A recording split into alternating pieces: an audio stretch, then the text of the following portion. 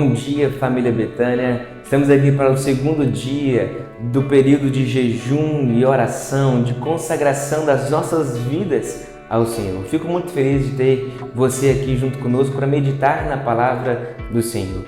E o tema de hoje é enxergando a vida da perspectiva de Deus. Tiago, capítulo 4, verso 14, na parte B, ele nos faz uma pergunta: o que é a sua vida? Eles nos fazem refletir então sobre como nós enxergamos a vida, qual é a nossa perspectiva sobre a vida. Anais Nin, ele vai dizer o seguinte: nós não vemos as coisas como são, mas como nós somos. Sabe por quê? O modo de você enxergar a sua vida molda quem você é, molda toda a sua vida, molda a sua identidade. O modo de você definir a vida determina o seu destino, as suas esperanças, a sua perspectiva irá influenciar o modo de você investir o seu tempo, investir os seus talentos, valorizar os relacionamentos e entender como é o seu relacionamento com Deus. Então, eu quero convidar você a refletir sobre como você tem enxergado a vida, sobre qual perspectiva, porque muitas vezes no dia a dia nós somos tentados pelas experiências ou às vezes frustrações a enxergar a vida de uma maneira diferente do que a Bíblia e Deus nos convida a enxergar. Lá em Romanos capítulo 12, verso 2 diz assim: não vivam como as pessoas vivem neste mundo, mas deixem que Deus os transforme por meio de uma completa mudança da mente de vocês. Em uma outra versão vai dizer: deixe Deus renovar a maneira de vocês pensarem, para vocês desfrutarem da vontade de Deus, que é boa, perfeita e agradável. Mas existem pessoas que estão enxergando a vida de outra perspectiva. Existem pessoas que usam metáforas como a vida é uma festa, porque elas valorizam o aproveitar a vida, o curtir a vida. Outras pessoas usam a corrida para exemplificar a forma como ela enxerga a vida, e elas estão sempre apressadas, sempre tentando conquistar rapidamente, são imediatistas. Outras pessoas já enxergam a vida como se ela fosse uma maratona. Então a resistência, a resiliência, o superar é o valor que ela mais importa. É o valor que ela enxerga a vida como mais importante para ela. Outras pessoas já veem a vida como uma batalha, como um jogo de altos e baixos, mas que o vencer é o mais importante. O que é a sua vida? Como você tem enxergado a vida? Sobre qual perspectiva? A Bíblia traz-nos várias metáforas sobre como Deus enxerga a vida e nos convida a enxergar a vida. Uma delas que eu quero compartilhar com você nessa manhã é que a vida é como um teste. Essa metáfora da vida é vista em várias histórias ao longo da Bíblia. Por exemplo, Abraão foi provado, testado, quando Deus pediu para que ele pudesse entregar o seu filho Isaque. Jacó foi provado, testado, quando ele teve que trabalhar vários anos para então ter a sua esposa. Vários são os momentos onde a Bíblia usa palavras como provações, testar, refinar, tentações que exemplificam a vida nessa perspectiva. Nós temos vários exemplos bíblicos de pessoas que foram aprovados nesses testes da vida.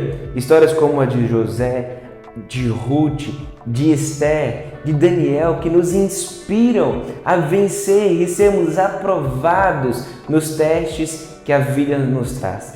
O fato é que esses testes, eles tanto revelam o nosso caráter, mas também são usados por Deus para o nosso crescimento, para o nosso amadurecimento, para que possamos ser parecidos com Cristo Jesus através do passar por esses testes e sermos então lapidados, moldados e aprovados. Tiago também vai dizer: tende por grande alegria o passar por provações. Paulo vai falar também lá em Romanos que nós devemos passar por essas provações, que elas produzem em nós perseverança. A perseverança, uma vez, produz caráter aprovado, e o caráter aprovado gera em nós uma esperança viva de um Deus que não falha, de um Deus que é fiel. Então, enxergar a vida dessa maneira vai nos conduzir a compreender que nada na nossa vida é insignificante. Desde a situação mais pequena até a provação mais difícil que nós passamos, são usadas para o nosso crescimento. Não é um incidente, mas eles são usados por Deus para então desenvolver o nosso caráter. Isso não significa que é da vontade de Deus, mas é a permissão de Deus. São situações da vida que são comuns a todos nós, mas que quando nós estamos desenvolvendo uma vida de intimidade, de relacionamento com Deus, elas são então para nosso crescimento, para sermos então semelhantes a Cristo Jesus, para sermos aprovados. Uma vez que você tenha compreendido que a vida é um teste, cada dia é importante, cada segundo é uma oportunidade de crescimento para aprofundar o nosso caráter e demonstrar amor e a nossa dependência em Deus. Alguns testes parecem difíceis demais, enquanto outros nós nem percebemos, mas temos uma boa notícia. A boa notícia é que Deus quer que você seja aprovado nos testes da vida. Deus é o mais interessado que você seja aprovado, que você cresça e amadureça ao passar ao longo dos dias. A nossa vida é como uma caminhada onde nós conhecemos o nosso Deus e somos diariamente moldados para alcançarmos então o nosso propósito, viver uma vida de intimidade com Deus e sermos parecidos com Jesus. Essa é a boa notícia, porque Deus ele é o mais interessado na nossa aprovação. Ele tem uma medida da graça para superarmos cada momento. Todos os testes que nós passamos na vida, nenhum deles é maior do que a graça que Deus nos concede para lidar com eles. Deus tem uma medida da graça para superarmos os testes da vida.